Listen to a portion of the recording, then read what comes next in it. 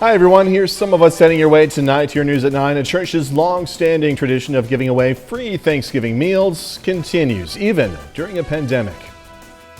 We speak with the Spring Hill Assisted Living Center in Neosho on how they're making Thanksgiving special for their residents this year. I'm Caitlin Shive, that's coming up. Going to check in with a couple of restaurants that were open for Thanksgiving and see how they not only served food, but showed compassion to the community. Communities across the country are joining forces to fight hunger. I'm Jackie Ibanez. More on how folks from coast to coast are giving back this Thanksgiving. Doug Heddy weather tonight. This is KOAM News at 9 on Fox 14. The 4 states' most watched news starts now. Thank you for joining us tonight. Happy Thanksgiving. I'm Jordan Abbey. Joplin First United Methodist Church has been giving away free Thanksgiving meals now for more than 2 decades. They were doing it a bit differently today because of the pandemic, but the message remained the same. KOAM's Andy Ciatego explains. 19-year-old Laura Anderson has been volunteering with her church on Thanksgiving every year since she could remember. I just felt like if we can give people a meal that they want, then why not? Because of the pandemic, Joplin First Methodist Church was giving out their free Thanksgiving meals a little differently. Last year we got to set up a bunch of tables in this gym and people could come in and eat, or they could take things to go and they could just come and meet people who also were coming in to have a meal. This year we have a drive-through service and then we have people delivering meals as well, and people can walk up and get meals. These free meals also provided a way for people to stay connected, especially in times of need. It's just a blessing. There's so many people out there that are homebound and stuff like that, and it's nice to be able to come here to be able to go out and give it to them. Anderson says there was no doubt in the midst of a pandemic that her church would find a way to serve the community. It means a lot to us that we're able to reach out and get connected with the community and just most importantly spread the love of God, especially this year whenever people may be feeling the craziness a little more than usual. They're able to just feel something to be thankful for in the midst of it. In Joplin, Andy Ciatego, KOAM News. This was the 25th year Joplin First United Methodist Church provided Thanksgiving meals. Lucy's Mexican restaurant in Joplin switched up their menu today. The restaurant offered turkey, corn, mashed taters, green beans for free. They say it's the second time they've done this, and they say the feeling of giving is gratifying. Just having people go out there giving you a plate, it'll make you feel better, make you feel good about life. Know that people still care and you're still somebody in this world, At last check, Lucy's had given away about 80 meals. As many people celebrated Thanksgiving Day today with friends and family, some could not, like the residents over at Spring Hill Assisted Living Center in Neosho, Missouri. KOAM's Caitlin Shive explains how the workers there were making sure residents there had a special Thanksgiving. For the safety, of course, of residents, Caitlin stayed outside as the staff provided images from inside. The residents of Spring Hill would normally be celebrating Thanksgiving with visits from family and friends, but this year, because of the pandemic, they are unable to. Well, this year's a lot different than normal because of the COVID restrictions, so what we have as a team decided to try and do is make it as special as we can for the residents. Because unfortunately family is not going to be able to get in, but we want to be able to communicate with them and show them that we're taking care of our residents. So the staff at the center wanted to give them a memorable Thanksgiving. Trying to keep it as fun and high energy for them as we can and just make it really special, from making, a fantastic meal to having special treats made by, like I said, our staff. They got the Thanksgiving meal works with turkey, mac and cheese, green bean casserole, and more. Bit of like a classic buffet, because again, with the restrictions, we can't do kind of those things, and we can't have some of like the table settings that we normally would have. But what we're going to do is we're going to serve them, and we're going to definitely load up their plate with all of the amazing homemade goodies and treats. And residents were surprised with dishes brought in by their family members as well to give them a taste of home. They brought dishes to share, and we actually had one resident who her son special requested her special recipe, and so our chef was amazing and she made it for her. So we just really try and accommodate however we can. Residents also created crafts writing down what they are thankful for right now. As they go to their rooms, they can kind of see and have that visual reminder. Bringing a sense of gratitude and love during a time that's so uncertain. They're going to really enjoy it. And I think even though it's going to look a little bit different, I still think it's going to, be that Thanksgiving memory that they'll cherish. In Neosho, Caitlin Shive, KOAM News. You can find this story on our website, KOAMnewsnow.com. As we heard about earlier, several local restaurants were open today, dishing out Thanksgiving meals. One of them was the Carthage Family Restaurants. Their doors were open from 6 in the morning until 6 in the evening, with Thanksgiving favorites like turkey, stuffing, and pies at the top of the menu. Staff there say they enjoy seeing the guests and bringing home a little extra. Oh, it's really good because, every little bit of extra money helps, especially for Christmas, because that helps with Christmas and help pay for the holidays. So, especially when we were shut down for 6 weeks, they kind of put a damper on things. Sammy's Family Restaurant, Golden Corral, and Cracker Barrel were also open, serving Thanksgiving classics. Doug Heddy joining us now with our first look at weather. And Doug, happy Thanksgiving to you, man. Well, you too, and your family, of course. I hope you guys had a good one. At least the weather was fantastic. We went all the way up to 63 for an afternoon high after we started at 31 during the morning hours. So a little bit chilly this morning. We had the fog as well, and it burnt off, and it actually turned out to be a pretty good day. We had some clouds roll through during the evening hours. We've cleared out now, but more clouds will roll in a little bit later on tonight, as we have a weak little front that is going to rotate through, and that could give us a random sprinkle or two.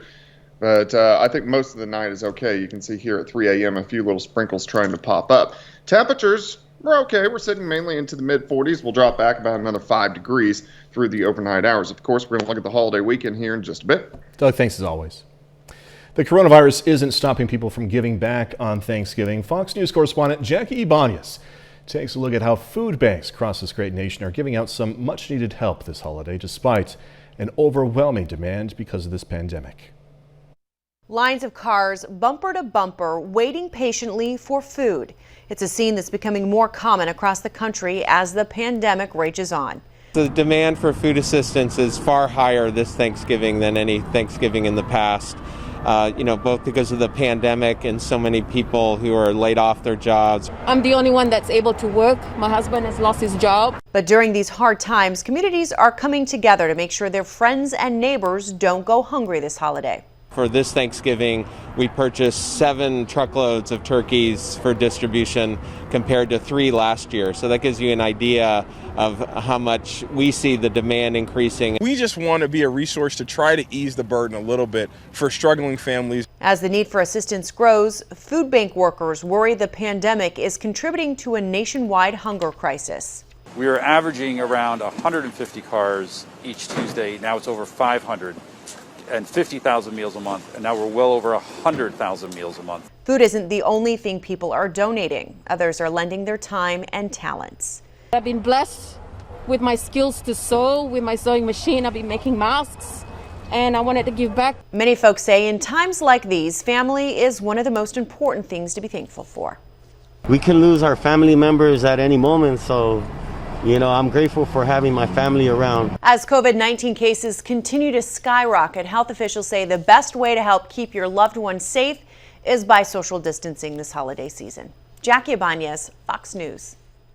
KOAM News at 9 on Fox 14 takes this time now to honor one of our 4 state heroes. Clayton Adams has served in the U.S. Army ever since 2005. Native of Seneca, Missouri, Adams has been stationed in Iraq. We are proud on this Thanksgiving Day. We're thankful and thank Clayton Adams. He is tonight's 4-state hero. Doug is up next with a complete look at the forecast, and a bit later a look at how President Trump spent the majority of his Thanksgiving Day.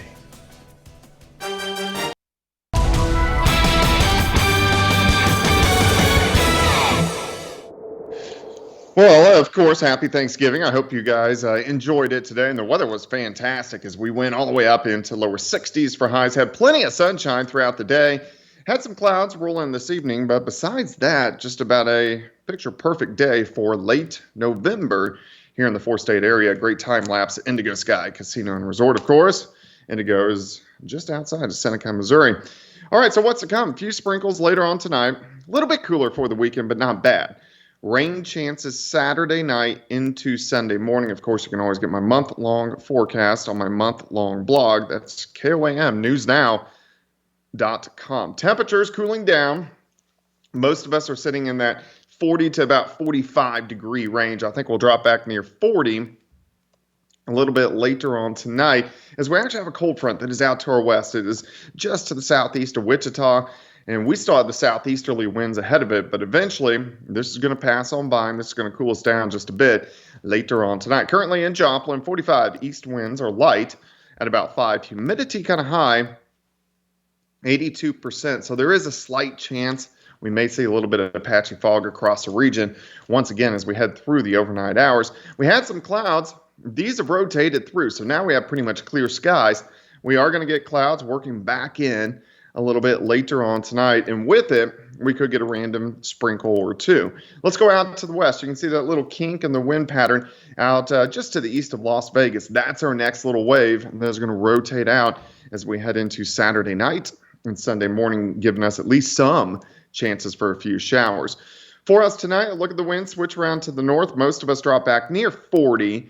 Maybe a little bit cooler in spots, especially our northern counties. 49 by noon, and then we'll have plenty of sunshine as we head into the afternoon hours. Just temperatures cooler than what we saw today. 42 to start, 50 by noon, high temp at 54. We're going to have those north winds at about 5 to 15. Tomorrow night, pretty much clear skies, cold as we drop all the way back to about 30 for an overnight low. So we'll get a freeze across the region. And then Saturday, we get southerly winds back. This will pop us into the mid-50s for highs, but clouds will increase during the afternoon.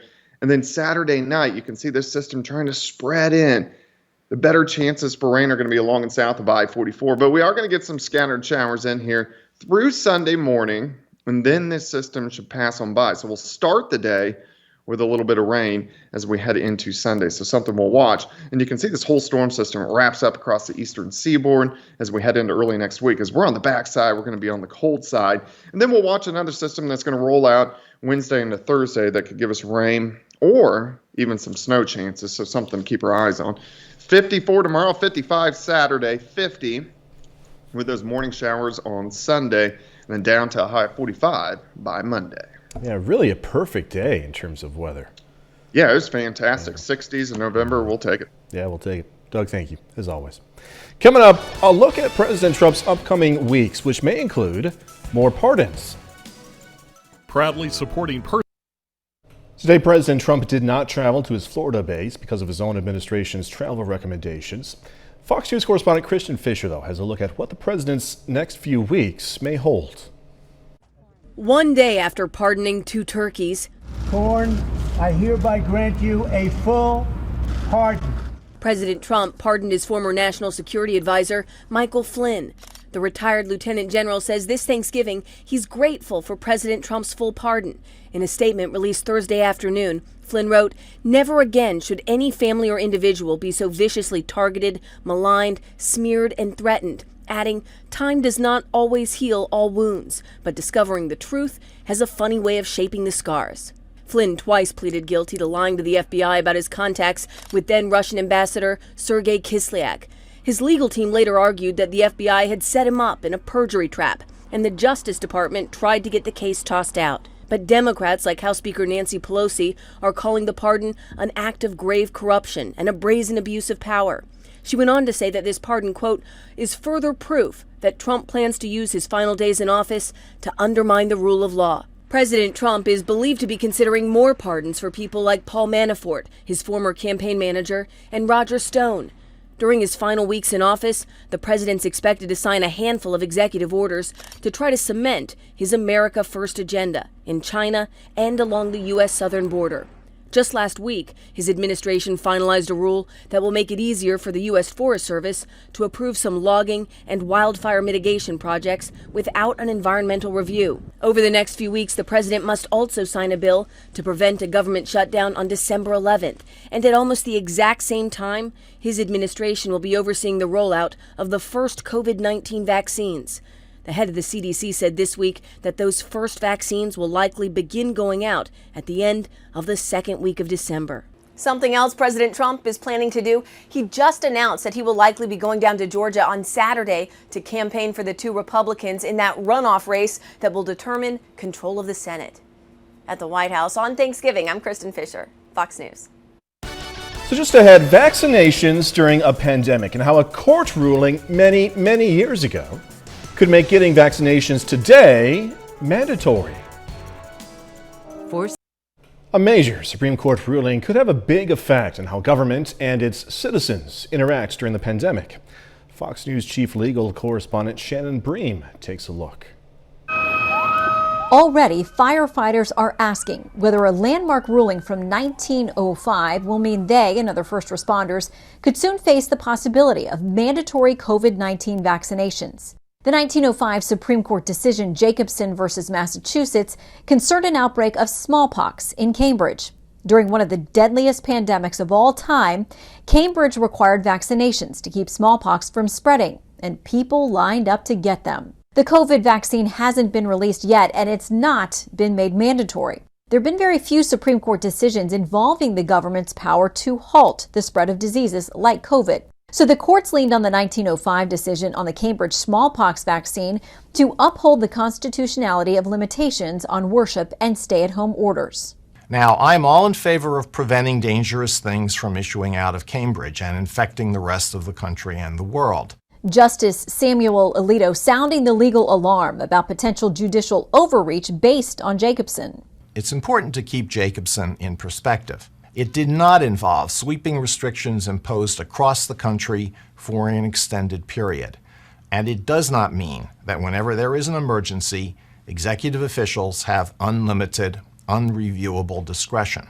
Meanwhile, some medical professionals worry that relying on Jacobson makes a potentially false equivalence between smallpox and COVID-19 at the expense of our hard-fought personal freedoms. Smallpox was eradicated in 1980. But not before it killed an estimated 300 million people in the 20th century alone. It killed 30% of the people who caught it and left many survivors scarred for life. 250,000 Americans have died from COVID-19, but far more survive it than smallpox. You know, the people who are beating the drums for broad mandates, I think, are not looking very carefully at what COVID does, and they're just applying a 115-year-old model. Dr. Joel Zinberg is a New York surgeon, lawyer, and economist with the Competitive Enterprise Institute. COVID is serious, but we are talking about death rates of 0.2 to 0.6%. That's a lot closer to influenza than it is to smallpox. So I don't think it requires quite as draconian a response as something like smallpox did in Jacobson. Legal challenges are expected if states mandate that people take the new vaccines once they are approved. In Washington, Shannon Bream, Fox News. All right, another case of a drunk squirrel. This one trying his best. Oh, God bless him, to keep things under control. The whole story when we come back. Help us rescue Chris. Squirrel in Minnesota looks like it may have had a little too much. Come on, buddy. Come on. Get it together. Come on. Seriously. A woman in the Twin Cities area took this video of a squirrel in her backyard last Friday. Katie Morlock says she was cleaning out her refrigerator and found some pears, so she put some out for her pet pig. There we go. There we go. Oh, no. Oh, no. Oh, come on. Not again. Pig wound up leaving one of them. This squirrel grabbed the pear and ran away with it. About an hour later, Katie noticed the squirrel acting like this. Man, she realized the pear was in her refrigerator for a while and may have fermented, of course. Katie says she didn't get the squirrel drunk on purpose, and that the next day the squirrel was back acting normal. Don't you feel for that squirrel? I mean, he's trying so hard. He really is. 30 more minutes, news, weather, and sports. Coming away, going to hear more about Christmas decorating this year and how it can have extra importance for many four-staters. Plus, important changes to this year's Newton County Food Basket Brigade. A holiday celebration among a growing pandemic. I'm Kevin Core, traveling with the President-elect in Delaware. I'll tell you what he had to say about Thanksgiving and the battle against COVID-19. That's coming up. It's the employee. After a year full of hardship and uncertainty, residents are deciding to start celebrating Christmas early this year. KOAM's Zach Dodge has this story. snowmen, Santa Claus, and twinkling lights. Things we're used to seeing in department stores right after Halloween, but not in homes until after Thanksgiving. I thought we would just start Christmas a little bit early. Joplin resident Rachel Reidiger has drug out the decorations and is having her home lit up like a Christmas tree, so she and her kids can enjoy it for as long as they can. I think it just brings a little bit more happiness to us, and I want us to be able to do that a little longer than normal, since we're here all the time. People are just ready to get in the mood of the spirit. That's what people are looking for. It's been such a crazy year. Micah Lowry, owner of Jomo Pressure Wash, is installing those lights for Reidiger, his 6th job, not even halfway through November, with more lined up before Thanksgiving. I have 4 estimates that I need to be doing today. I'm behind on estimates and I have 3 jobs lined up. I think the customers, they're very happy. They're excited to have them up. Inside of homes are also starting to look a lot like Christmas. Teresa Banning is in Pittsburgh from Texas visiting family and made a stop at the Christmas shop to get ready for her family's Christmas season. Since we're not able to do the Thanksgiving, we will go ahead and probably put up the Christmas tree right after Thanksgiving. And usually I'm so busy that I don't get it done till the middle of December. The shop had a soft opening at the end of September and has seen several people just like Banning trying to find some joy after a tough year. We've had some women that's already got their trees up. If it makes you happy, put that tree up. If you want to wait till after Thanksgiving, that's your choice. Wait, do it after Thanksgiving. Just be happy with the season. Enjoy the season. Zach Dodge, KOAM News. Christmas Shop had their grand opening on November 7th. They will have Santa there on Saturday starting on November 28th. While we're celebrating Thanksgiving still, last few hours of it anyway, a local nonprofit is looking ahead to Christmas. The Newton County Food Basket Brigade is getting ready for their annual food program, but they've had to change a lot this year. They're calling more than 800 residents who had baskets last year instead of holding sign-ups in person for baskets. Distribution is going to be done through drive-through style as well, so there's less contact. You know, the year we've had, it's been a challenge, and it's no different here. But we want to make sure that, the people in Newton County have Christmas dinner, and that's what we're here for. Organizers say if you do receive a phone call, it's very important to call them back. Now, the deadline is December 4th. Distribution is December 19th. Residents of Southeast Joplin have another reason to celebrate today. The Public Works Department wrapped up work at the roundabout at 44th and Connecticut. It's going to be open for traffic on December 3rd. President-elect Joe Biden is spending the holiday with a smaller than usual family gathering after urging Americans not to travel or assemble in large groups. But Biden has taken some heat on his holiday for not living up to expectations when it comes to a key part of his political base. Fox News correspondent Kevin Cork has details now from Delaware. Thanksgiving has always been a special time for the Biden family. For us, we've had a long, long tradition of traveling in Nantucket with our big family, a large family, every Thanksgiving. But we won't be doing that this year. We're all in this together. That's how a Biden transition team member described the former vice president's thinking behind dual messages to the nation, even as court challenges to the election continue. A theme echoed in an op-ed posted by CNN, in which he and his wife Jill singled out frontline healthcare workers, educators, and researchers, and all those impacted by the latest COVID-19 surge. There'll be no family walks in the cold or playful bickering amongst the grandkids. Like millions of Americans, we are temporarily letting go of the traditions we can't do safely. Mr. Biden has pushed the public to not gather in groups larger than 10 in an effort to mitigate the spread of the disease. The Department of Health and Human Services says its officials have conducted briefings with the incoming Biden team regarding Operation Warp Speed and the focus to secure a vaccine to combat COVID-19. And while the man tapped to lead the agency under a Biden administration is a person of color, the lack of African Americans named to senior posts so far is concerning to South Carolina Congressman Jim Clyburn, who told Fox's Juan Williams, "From all I hear, black people have been given fair consideration, but there's only one black woman so far. I want to see where the process leads to, what it produces, but so far, it's not good." People ask why Democrats do not do well in rural communities, and this is one of the reasons. Clyburn is supporting Representative Marcia Fudge of Ohio, a former Congressional Black Caucus chair, to become the Agriculture Secretary. He's also advocating for former Jacksonville Mayor Alvin Brown to lead the Department of Housing and Urban Development, while promoting California Attorney General Xavier Becerra to assume the very same post at the federal level. 50 million Americans are expected to be traveling during this holiday weekend. That is the period between Wednesday and Sunday night. But that's actually down from 55 million a year ago, but still far too many, says the former vice president. He says more Americans should be doing like he and Mrs. Biden are doing, and that is staying right at home. Traveling with the president-elect in Rehoboth Beach, Delaware, I'm Kevin Cork, Fox News. A bit later, the U.S. Supreme Court ruling that some of New York's restrictions put in place because of the COVID-19 pandemic were unconstitutional.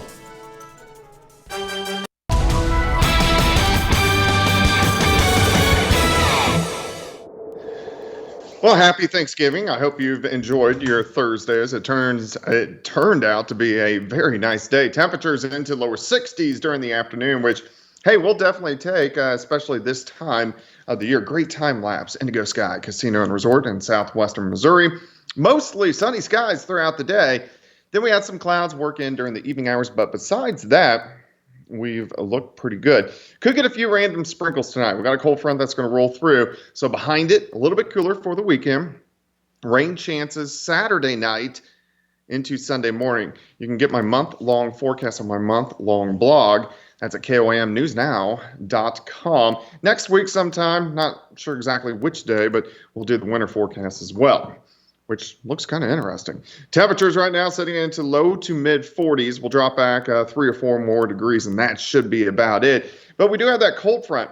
It's out to the west. It's just southeast of Wichita, and it's heading toward us. So as it passes through, we're going to get northerly winds, so that means a little bit cooler for us tomorrow. Currently outside 45, humidity kind of high.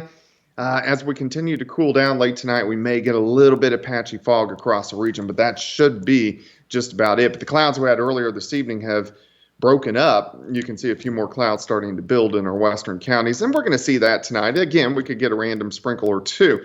Next system behind this is that little kink in the winds just to the east of Las Vegas, another fast-moving system that is going to kick out and affect us by the time we head into Saturday night and Sunday. For us tonight, we'll drop back 30s in our northern counties. Once you get to the metro, about 40, lower 40s in our southern counties. Could get a random sprinkle late tonight, not a big deal. By noon, we should be near 50, and I think most of us will warm into the mid 50s for highs.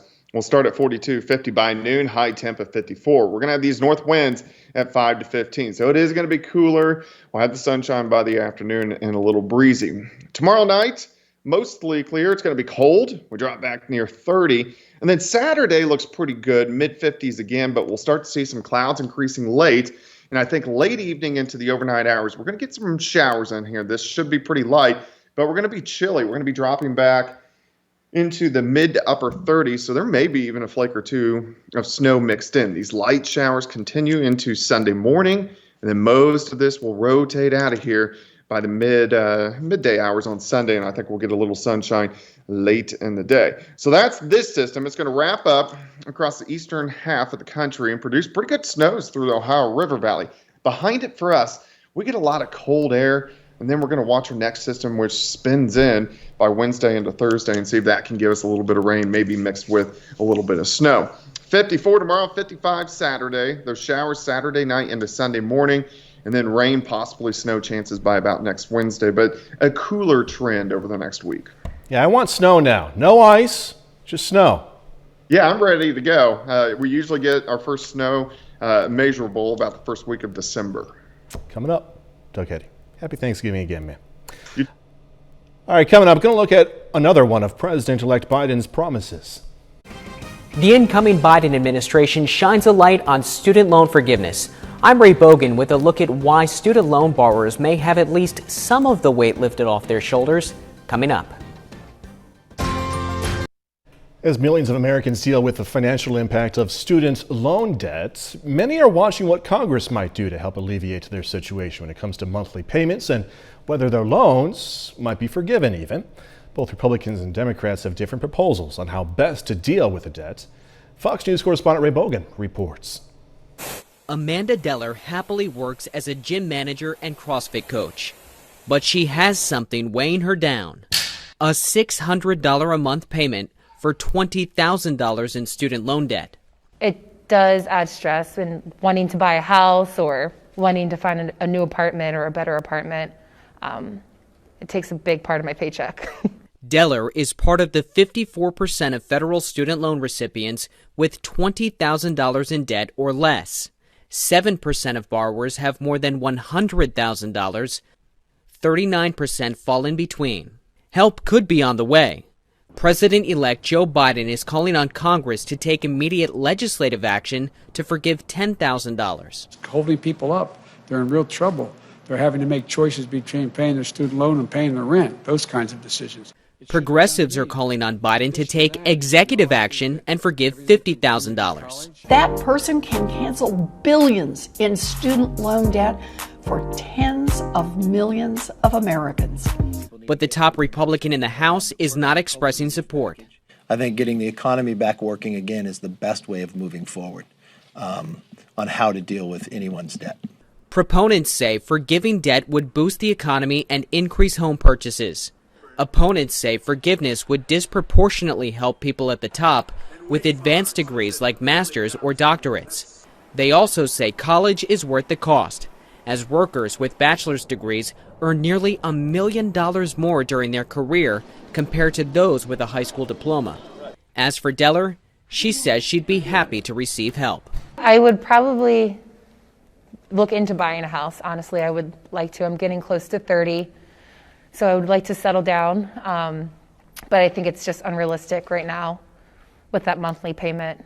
There is a student loan forgiveness plan already available. Borrowers who work in public service or for a nonprofit and consistently make their payments for 10 years can have the balance of their loans forgiven.